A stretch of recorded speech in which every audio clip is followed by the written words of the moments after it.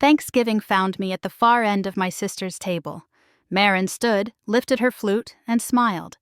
"We took a vote," she said, bright as tinsel. "You're not family anymore." Laughter burst. Clinks, squeals, nervous coughs. My mother, Evelyn, folded her napkin into a perfect square. My father studied the turkey as if it required his silence. I folded my hands, steady. "Then you won't need this," I said. From my tote, I set a thick folder beside the gravy boat. Its weight did the speaking. Marin's smile wavered. The room cooled. That is enough of an ending. To explain the beginning, I need to go backward. On postcards, we looked harmless. Matching sweaters, trimmed hedges, cursive wishes. Inside, the house ran like a ledger. Evelyn chaired. Paul abstained. Marin sparkled. I did the arithmetic. When Dad's insurance balked at a dental bill, I paid. When Mom's balance ballooned, I patched. When Marin's car died, the mechanic printed a spa package. No one asked how I was. They asked if I could wire it today. The condo I bought didn't buy respect. "Must be nice," Marin chirped. "No kids to torch your credit." I laughed on cue, the family metronome.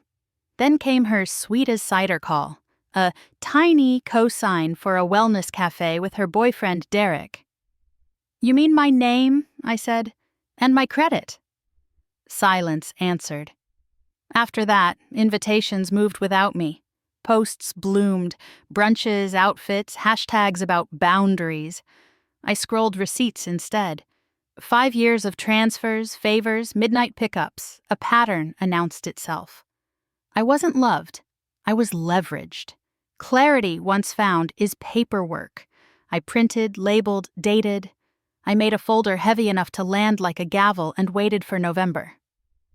Thanksgiving morning, I dressed like a witness, not a guest. Gray coat, clean hair, no jewelry. The city air had that sharp, metallic cold that wakes you into yourself. I drove past the bakery where I used to prepay the pies for everyone and let the window glitter without me.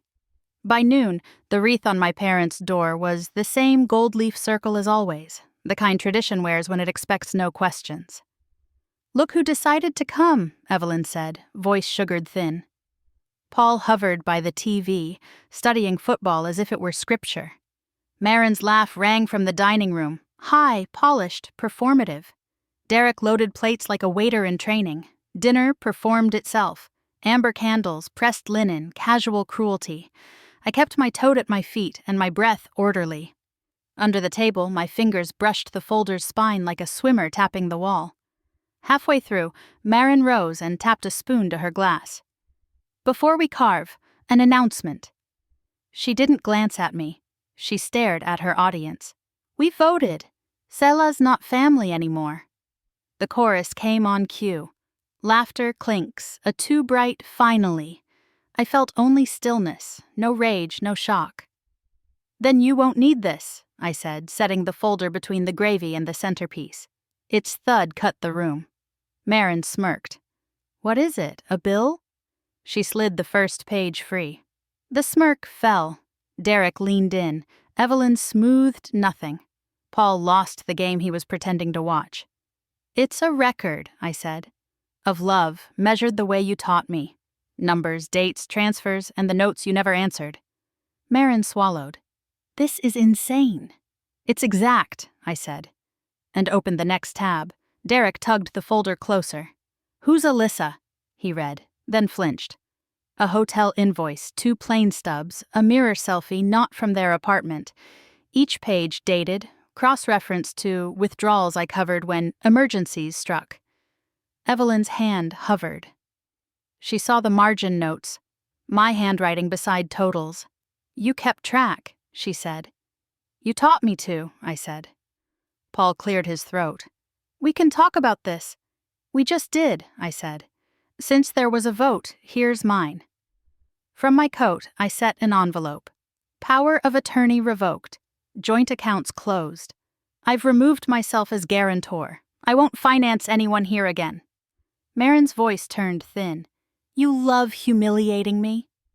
"I love myself enough not to fund you," I said. "Pay your own bills, tell your own truth." Silence held. Then Derek pushed back his chair. You lied to me, he told Marin. About the cafe. About everything. He left his napkin in a crumpled hill. Evelyn tried to paste the scene together. Let's carve. We can put this behind us. And in that attempt, I understood. There was no apology big enough. There was only my boundary. I stood, slid the folder shut, and left copies behind. Thank you for dinner, I said. I'm done being useful and unloved. No one stopped me at the door. Outside, the cold bit clean. The sky was a blue that felt like a decision. My phone buzzed. I turned it face down. At home, I cooked for one. Quiet wasn't punishment, it was proof. I slept without rehearsing comebacks and woke to a room that answered only to me. Peace didn't ask permission, it simply stayed.